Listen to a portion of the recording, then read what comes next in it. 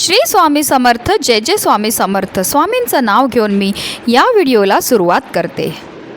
प्रत्येक महिन्याच्या शुक्ल आणि कृष्ण पक्षात एकादशी तिथी येते आणि प्रत्येक एकादशीचं नाव व महत्त्व वेगवेगळं असतं. दरवर्षी वैशाख महिन्यातील शुक्ल पक्षातील एकादशी तिथीला मोहिनी एकादशीचे व्रत केले जाते.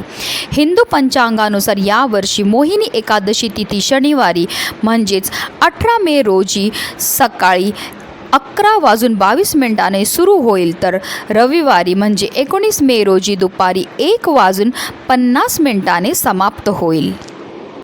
मोहिनी हा भगवान विष्णूंचा एकमेव स्त्री अवतार आहे, जो त्यांनी समुद्र मंथनानंतर बाहेर पडलेल्या अमृत पात्राचे रक्षण करण्यासाठी घेतला होता. मोहिनी एकादशीला 5 शुभ योग तयार होत आहेत. अमृतसिद्ध, सर्वार्थसिद्ध योग. याशिवाय या दिवशी शुक्र आणि सूर्य वृषभ राशीत राहणार असल्याने शुक्रदित्य आणि राजभंग योग तयार होत आहेत. या योगांच्या शुभ प्रभावाने आपल्या जीवनात शुभता येईल, आपल्या आयुष्यातील सर्व संकट दूर होतील आणि आपल्या संपत्तीमध्ये अपार वाढ होईल. या दिवशी आपल्याला श्री हरी विष्णूंबरोबर माता लक्ष्मीची विधिवत पूजा तर करायची, सेवा तर करायची, पण त्याचबरोबर आपल्याला काही विशेष उपाय देखील करायचे आहेत. हे उपाय केल्यामुळे आपल्या आयुष्यामध्ये असणारे सर्व दुःख, सर्व विघ्न दूर होतील.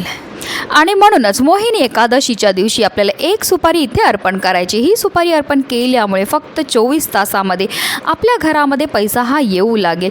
आपल्या कष्टाला, आपल्या मेहनतीला, आपल्या नशिबाची साथी मिळायला लागेल, ज्यामुळे आपलं 7 पिढ्यांचं दारिद्र्य नष्ट होऊन आपल्या घराची, आपल्या मुलांची, आपल्या पतीची भरभरून अशी प्रगती होणार आहे. अतिशय प्रभावी असा हा उपाय, ज्याबद्दल सविस्तर आणि महत्त्वाची अशी माहिती मी तुम्हाला या व्हिडिओमध्ये देणार आहे.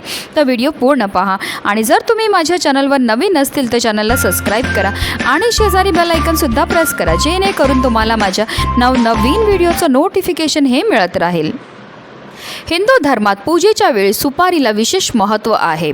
पानासोबत सुपारी देखील पूजेत ठेवली जाते. गणेशाला सुपारी प्रिय आहे आणि जेव्हा पूजा केली जाते तेव्हा प्रथम उपासक गणेश आणि गौरीचे प्रतीक सुपारीच्या रूपात वापरतात. भगवान विष्णू आणि देवी लक्ष्मीच्या पूजेमध्ये सुपारी वापर केला जातो. सुपारी संबंधित असे काही उपाय आहेत जे केल्याने धन वाढू शकतं आणि आपल्या आयुष्यामध्ये सुख समृद्धी येते. मोहिनी एकादशीच्या दिवशी आपल्याला सकाळी ब्रह्ममुहूर्तावर उठायचं आणि आंघोळीच्या पाण्यामध्ये आवर्जून गंगाजल टाकून आपल्याला स्नान करायची. त्यानंतर स्वच्छ वस्त्र परिधान करून आपल्याला विधिवत श्रीहरी विष्णू आणि माता लक्ष्मीची पूजाही करायची. सगळ्यात पहिला आपल्याला देवघरामध्ये दिवा हा प्रज्वलित करायचा आहे, कारण कोणतीही सेवा किंवा कोणताही उपाय करताना आपल्याला अग्नीच्या साक्षीने तो करायचा असतो. आणि त्यानंतर आपल्याला काय करायचं, एक तामण घ्यायचं आहे आणि एक आपल्याला सुपारी घ्यायची. ही जी सुपारी आहे ती आपल्याला नवीन घ्यायची आहे. आधी पूजेमध्ये वापरलेली सुपारी आपल्याला घेता येणार नाही आहे.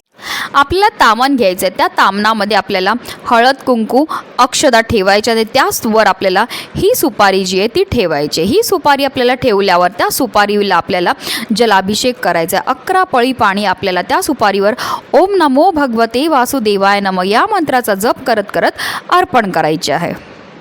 अभिषेक करून झाल्यानंतर आपल्याला त्या सुपारीला स्वच्छ पुसून घ्यायचं आहे. त्यानंतर आपल्याला एक प्लेट घ्यायची. त्या प्लेटवर आपल्याला मूठभर तांदूळ हे ठेवायचे आहेत आणि त्या तांदळावर आपल्याला 1 रुपयाचं नाणं ठेवायचं आणि त्या 1 रुपयाच्या नाण्यावर आपल्याला ही सुपारी ठेवायची आहे.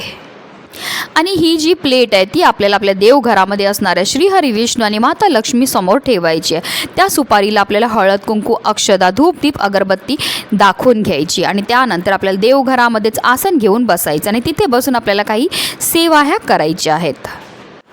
आपल्याला 1 वेळा विष्णू सहस्त्रनामाचं पठण करायचं आहे. आता काही कारणास्तव तुम्हाला बोलता येत नसेल तर यूट्यूबला लावा, हात जोडून बसा, तुम्ही श्रवण केलं तरीही चालणार आहे.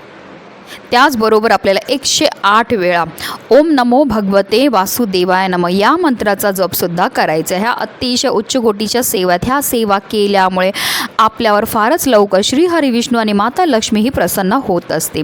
त्यानंतर संपूर्ण दिवसभर ही प्लेट आपल्याला देवघरामध्येच ठेवायची. संध्याकाळी जेव्हा दिव्या लागण्याची वेळ असते, म्हणजे संध्याकाळी 6 वाजल्यापासून 7:30ची ही जी वेळ असते, त्यावेळेस माता लक्ष्मीचं आगमनाची वेळ असते. त्यावेळेस आपल्याला काय करायचं, एक लाल रंगाचा कपडा घ्यायचा. त्या कपड्यावर जी प्लेट आपण ठेवली आहे देवघरामध्ये, त्या प्लेटमधला 1 रुपयाचं नाणं, त्याचबरोबर ती सुपारी आणि त्या प्लेटमध्ये असणारे तांदळामधले आपल्याला 11 अखंड तांदूळ घ्यायचे आहेत. असे हे त्या लाल रंगाच्या कपड्यामध्ये वस्तू टाकायच्यात आणि त्याची पोटली आपल्याला तयार करायची. आणि ही पोटली आपल्या मुख्य प्रवेशद्वाराच्या आतल्या बाजूला, म्हणजे आपल्या घरातल्या आतल्या बाजूला आपल्याला उजव्या साईडला लावायची आहे. म्हणजे तुम्ही खिळ्याच्या मदतीने लटकवली तरीही चालणार आहे. ही पोटली आपल्या मुख्य प्रवेशद्वारावर लावल्यामुळे आपल्या घराकडे माता लक्ष्मी ही आकर्षित होते. आपल्या घरामध्ये धन येण्याचे अनेक मार्ग हे मोकळे होतात, ज्यामुळे आपल्या कष्टाला, आपल्या मेहनतीला, आपल्या नशिबाची साथ मिळायला लागते. त्यामुळे जी अप्राप्त लक्ष्मी आहे ती आपल्याला प्राप्त व्हायला लागते. मी असं सांगणार नाही की फक्त उपायच करायचे. जेव्हा आपण उपायांबरोबर मेहनत करतो तर त्या मेहनतीला आपल्याला यश हे मिळायला लागतं आणि त्यामुळे आपल्या घरामध्ये धन यायला लागतं. म्हणूनच व्हिडिओ जास्तीत जास्त लोकांपर्यंत शेअर करा, जेणेकरून प्रत्येकाच्या आयुष्याचं कल्याण हो, ही स्वामीचरणी प्रार्थना. श्री स्वामी समर्थ. जय जय स्वामी समर्थ.